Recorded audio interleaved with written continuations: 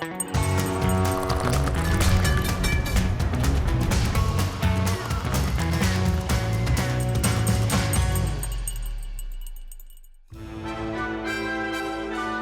City of London, one of the most cosmopolitan capitals of the world. What better place to continue a series of conversations with international figures who've been at the centre of political, show business or sporting drama, and relax with them over a glass of Turkish tea. Our series will take us to many other capitals, but the tea will remain a constant feature of our talks.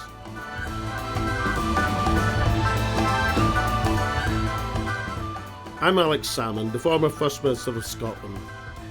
And as I prepare for my discussions with my next guest, the actor Brian Cox, I reflect that his extraordinary portrayal of fictional media giant and fellow Scot, the menacing Logan Roy, has made him one of the most celebrated television stars in the world. Turkish Tea Talk with Alex Salmond on TRT World.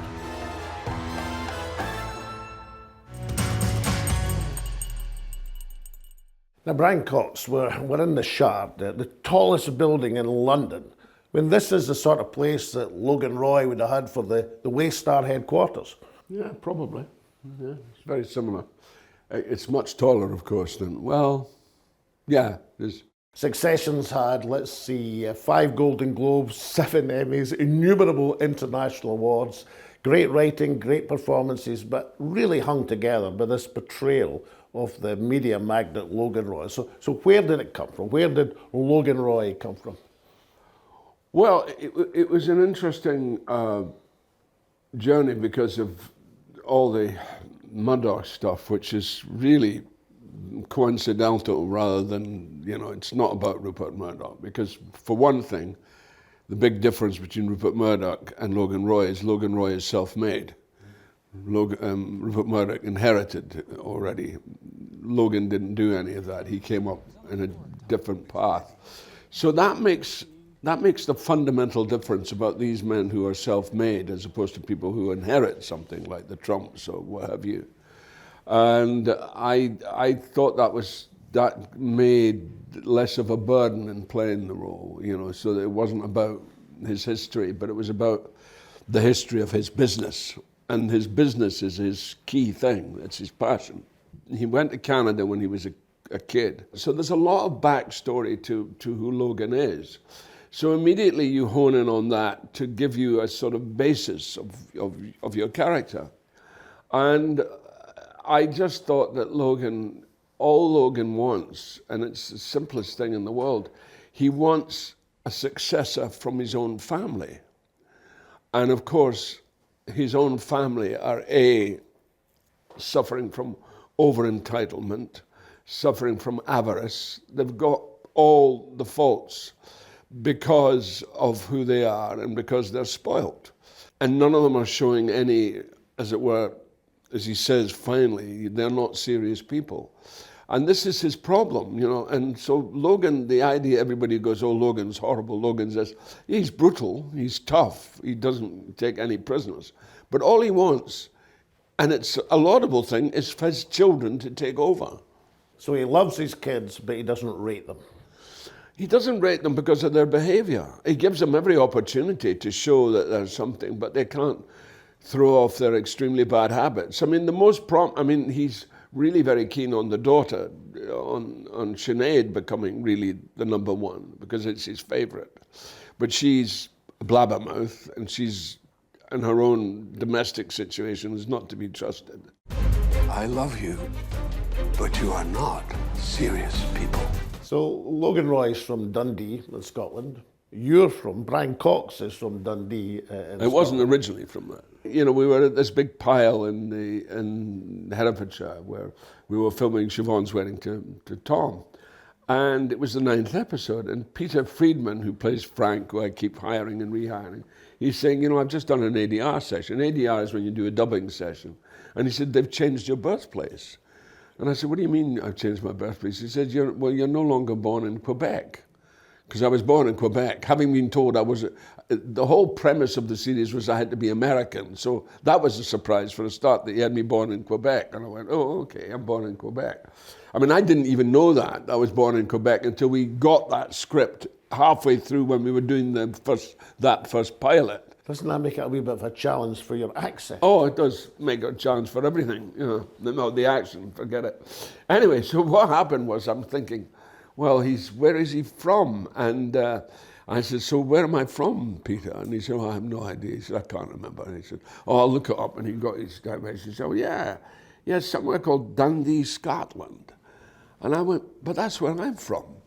He said, well, that's a coincidence. Of course, they were very happy for me in Dundee because we did a whole episode called Dundee where we went back to Dundee. Cut that throat! We are pirates!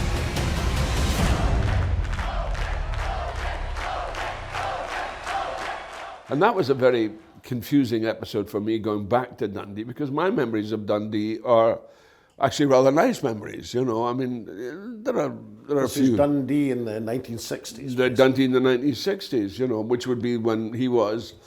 His memories, of course, are not the same. You know, as a child, he came back, and I imagined he came back and worked at Thompson's, but he had to pretend. This is the other thing. When he worked at Thompson's, he had to pretend he was a Protestant because he's a Catholic.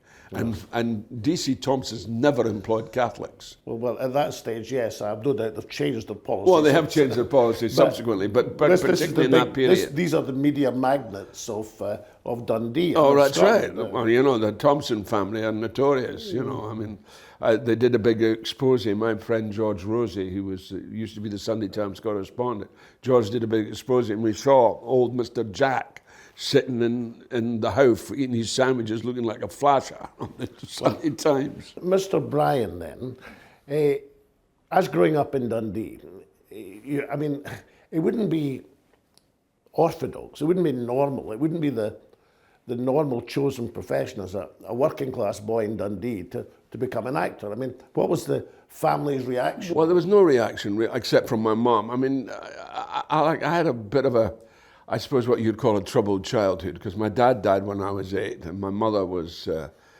she had a series of nervous breakdowns, so she was hospitalized between, you know, from right through till I was about 12, 11, you know, and so I didn't see very much of my mum, and I didn't see very much of anybody. I was on my own.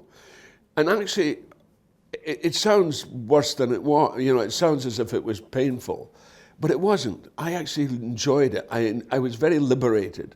So I was able to really find my own way. And I was actually it was a terrible thing to lose your dad because he was a lovely man. I still remember him vividly. And to see my mum, you know, because she one time tried to top herself at one point, you know. I remember I came home one day and she was, I thought she was cleaning the oven. But there was a smell of gas, so she was down on the, you know, it was kind of comic at the same time because she got caught. She said, "Oh, this was a very common way to commit suicide back in the day. When that's people, right. You know, how do I commit suicide? Stick your head in the oven and gas yourself. Yeah, it was and she was cleaning it. She said, and I said, "Mum, I think you've left the gas on." "Oh, stupid me," she said. You know, it was one of those. So I didn't feel any trauma from that. I just actually was very liberated because I had nobody to adhere to. There no parent was guiding me and giving me advice. So and ever since I was that high, because in Dundee there was 21 picture houses, so I was constantly at the pictures. That's what I spent all my childhood in the pictures. And I was conning various aunties or finding ways to break into cinemas to watch the movies. It was amazing. And there was 21 of them in my hometown. You know, that was the amazing thing. But this was pre-television. So I had a wonderful childhood in that way. And my fantasy world of the cinema became really where I thought this is what I want to do. But it wasn't the cinema you went to, it was classical acting. Royal Academy in London. Well, you go through a process. I mean, I started work at Dundee Rep. That was my first job. And I literally cleaned the stage, took the money to the bank. I mean, that's the most amazing thing. They trusted this 15-year-old boy from Dundee to take the money to the bank every day, to the British Linen Bank. And I could have scarpered Like a lot of 15-year-old Dundee boys would have done, but no, I was a bit more responsible than that. So that was my job, and it was great. It was a great lesson, and again, I was very welcomed. Because I was strongly working class. I had an accent, the Dundonian accent you could cut with a knife, and but I learned so much. I was always hovering around actors, watching them do their makeup and stuff. And in fact, I got told off on several occasions for stop peering at actors because I was fascinated by them. But the route you chose, very much the theatre. You're a founder of the Royal Lyceum in Edinburgh, the London Academy trained down in this city. You were a major Shakespearean actor, 2 Laurence Olivier Awards, and you played opposite the great man in King Lear. Yeah. That's a very classical acting. Yeah, I was in the television version of King Lear. In fact, I was supposed to play something else, but I wasn't available, so I ended up playing Burgundy at the beginning. But it was fascinating to watch him. And he would never rehearse it because he was old and tired. He had an actor standing in for him in the morning. So we always had this actor called Frank Moorey who stood in for Larry. And then he would come in the afternoon, he would sit there and we'd do a scene and we were doing this opening scene, which was the only scene I was in. And the Lords of France and Burgundy, Gloucester bring them on, and I came on, and Ted Petherbridge played France and I played Burgundy. And we would be sitting in the wings and he would be telling a story, waiting to be called on. And this kind of, demonic energy that came out of the man, and you suddenly thought, oh, this is Laurence Olivier. This is why he's Laurence Olivier, because he had this incredible sense of his own being, which was slightly overwhelming, actually. Yeah. And, a working class lad from Dundee is playing opposite Larry Olivier. Now, does that tell us something about social mobility in these days compared to perhaps now? Well, it was. I had the residue of that. But when I was 16 rather, I came to London for the first time. I came for my audition. I'd been at Dundee Rep, and I was invited to a voice class. And I didn't know the first thing about a voice class because I was a kid. But there was this young Scottish lady called Kristen Linklater, who was Eric Linklater's daughter, and Magnus Linklater's sister. And she is the voice expert of all times, but she was then only 24. And she came to this class, and I was invited to it. It was for professional actors, but Bill Davis, who ran the company, said, you should, Bran, come along. And I came along, and I was transformed by this extraordinary woman. And I thought, I want to go where she is. And she was at the London Academy of Music and Dramatic Arts, so I applied for that. And there was a couple of actors in the company who helped me with my audition. One, actually, Susan Williamson, who helped me, and tremendous help.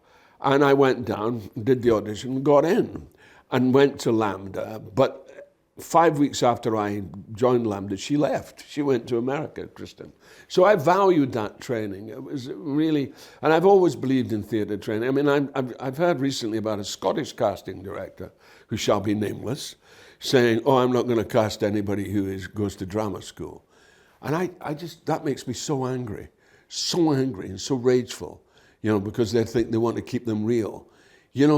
What they don't know is what it costs to be real, how you have to actually work at being real in this job. So is your argument for it that there's less social mobility now in 2023 than there was in the 60s and 70s? Well, the 60s I was welcomed. I came from Scotland and I was welcomed, I was given a full grant.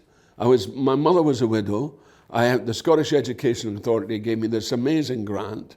I was laughing. I never had so much money. And there's a hell of a lot less money then than there is now. But people were encouraging because we wanted to redefine ourselves. I remember you were very supportive when, as First Minister, I abolished tuition fees in Scotland. And was that because you saw that as a move towards more social mobility? Yes. Everybody's entitled to an education, and we're a small country. That's why we're perfect to be a country run along socialist principles. And we're just not. It's still so feudal, you in your place. And of course, that's why I finally left the Labour Party, because I am a big socialist. I am a socialist, and I believed in it. And it was started by a Scotsman after all, it was Keir Hardie. But in the end of the day, when it came to what was happening in Iraq and the party's irresponsibility about Iraq and loss of people like Claire Short and Robin Cook, Robin Cook, who I had tremendous respect for, I realized there was something amiss. And then I needed to really address to what my country was and what my country was going through. And it was a late wake-up call for me, but I thought, I think Scotland really needs to be independent. It needs to make its own decisions. And in a whole range of issues, whether it be peace in the Middle East and or Scottish independence or your belief in social justice, you've been prepared to speak out very strongly. Now, you would defend the actors. I mean, some people say actors. What do they know about anything? Well, this really... You would defend the actors' right to speak out. Well, I think what we deal with, and what we deal with every day, is humanity. That's our job. Our job is to hold, as Shakespeare says, we hold the mirror up to nature. That's what we do. We present things as they are. And we have to tell the truth. If we don't tell the truth, we're nobody. And you get a lot of actors who don't quite tell the truth, who just do their bit. But there are some magical people and there's some extraordinary actors as well, who just do it. And it's the telling of the truth which is the most important thing in our job. And we have to do that. And if you don't do that, you're not doing it properly. You're not doing it right. And that's why I love the job, because it's constantly teaching me about humanity. It's constantly teaching me about where we are. And when I look at where we've come to, I did a program last year about the wealth divide, the wealth gap. And I was fascinated to go back to Dundee and go back to the place where I grew up. The place was a midden. I could not believe it. I could not believe that... Now, for our international audience, a midden is a particularly Scottish term. Yeah, well, it was a... How would I describe a midden? It's... A midden's a midden. It was a mess. It was a right mess. It really was. I mean, there'd been such...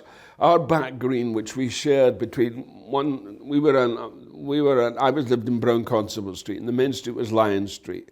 And we all had this back green that we shared, and it was fantastic. I remember Coronation Day.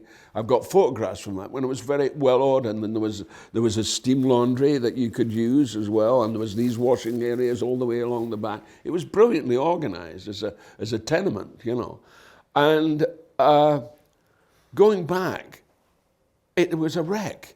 There was, mattresses strewed in the back garden. And it was just so sad what it had become. And I just broke my heart to go back there and see and remember all those wonderful people. And the most, the thing that really got me more than anything else was, in those tenements, we all had our name on the door. Even though we had a 2-room flat, but we had our name on the front door. And people, the Robbies next door, everybody had their name on the front door. Now it's numbers. Flat 1, flat 2, flat 3. So the whole nature of personal identity into relationship to where you belong, where you come from, is completely evaporated. So it's a loss of social mobility and a loss of social cohesion. Yes, exactly. And that erosion has just got to stop because we don't understand we're so stupid about that. So let's get back to Brian Cox, the Shakespearean actor, who some point in the 1990s decides, I'll try my hand at Hollywood blockbusters, and appeared in a range of them. So was that a decision based on what? On finance, or wanting to expand your horizons? Well, my thing was, as a child, I had always wanted to be in the movies, in the pictures. I loved the pictures. So, and I used to have a great time here, which was...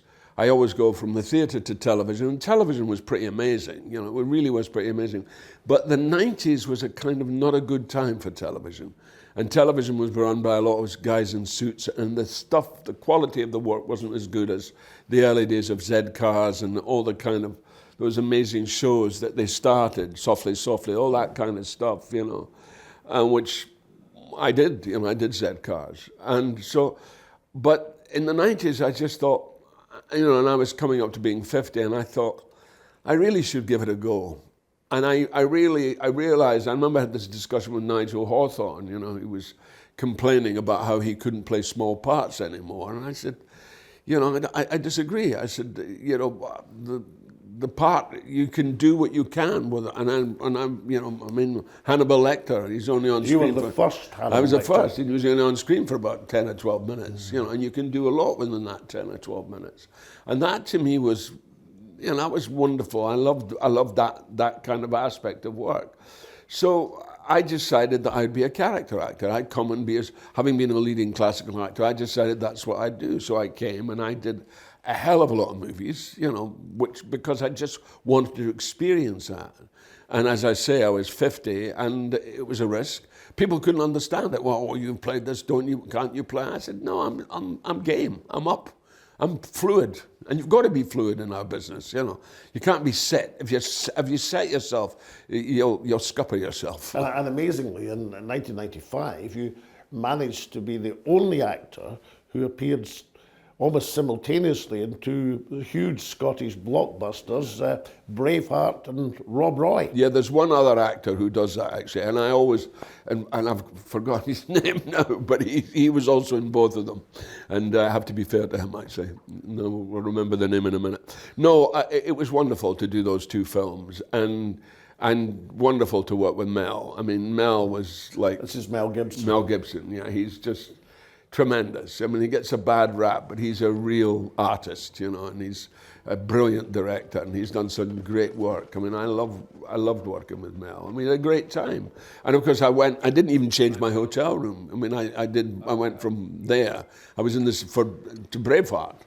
From Braveheart to Rob Roy, and without changing. And Rob Roy actually was a great script. In fact, in many ways, Rob Roy is a much better script than Braveheart. I mean, Braveheart's a wee bit, because I'd played Wallace, so I knew that there was a lot of liberties that were taken with the idea of him impregnating the Princess of France and all that, Well, actually, I mean, to be fair to Braveheart, it was written by Randall Wallace. Yeah, that's right. Who based it on a medieval Scottish rhymer called Blind Harry. All right. And I mean, Blind Harry's account took liberties, and therefore Braveheart took liberties. I know. It took a lot of liberties. These roles, character actor roles in these big blockbuster movies. But then, 5 years, well, at least 5 years ago, when Succession comes along. Yeah, it was... What was it about? Did you look at that script and you said, my goodness, here's something? Well, there wasn't a script to start with.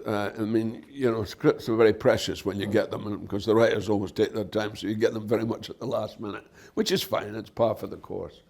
But it was the pitch, when they called me up, and, my manager rang me and said, they're doing this show, and they want to meet you, they want to talk to you about it, because there's this character who may only be in one season. They may kill him off at the end. Well, you were almost at death's door after 3 or 4 episodes. I was already threatened by it. They kept that in, but they had intended to keep the character right through, because actually it made sense, because of the tension between him and the kids. So Jesse, pitched the show to me, and Adam McKay, and it was weird. It was really weird because I suggested at the first meeting of that, I said, Logan Roy, I said, that could be a very Scottish name. I said, Logan Roy, I mean, and I said, it would be interesting, he could be Scots. And Jesse Armstead said, oh, no, he's got to be American, he has to be American. Adam, we would say Mackay, but the Americans for some reason say McKay. Adam McKay, who's our other producer and director, and directed the pilot, he said, I think that's a great idea, I like that idea, but Jesse wouldn't have it. And then it was only until the 9th episode that they changed their mind. But Dundee won through. So what next for Brian Cox? I mean, this astonishing, amazing, phenomenal success. Well, what more Ben Nevises do you have to climb? Well, I've just done this play about Bach, which I think we're going to probably bring into London at the end of next year. And You played opposite your wife. I played with my wonderful wife, who was fantastic in the show. And I'm now about to do Long Day's Journey into Night, which I'm going to be doing in the West End here. So I'd always planned to do theatre. I knew when I was going to finish, I mean, I just don't know if I can learn the lines anymore. It's a bit nerve-wracking. But I always, when I was finishing, I knew I was going to be finishing with Succession. I thought, what do I do? And I thought, I don't necessarily want to go into another TV show unless it's of certain value. And probably they won't want me to go into a TV show because they want Logan to fade a wee bit. So I just thought, go back to the theatre, you know, and see. And also, I'm hoping to direct this movie, which is a passion project in Scotland, because I want to do a movie back home, you know. So we've got this great script called Glenrothan, which is about a distillery. We've got great locations. All we need is that little bit of extra money just to get it on. Well, there may be some financiers watching this programme.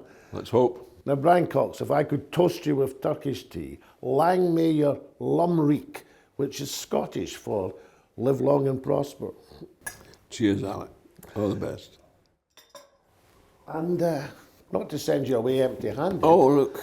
What's this? Your very own Turkish tea. Oh, my God. Turkish tea. Can I open this? Yeah, of course. Oh. Oh, I say. The wife will love this. Thank you, Brian. You're welcome.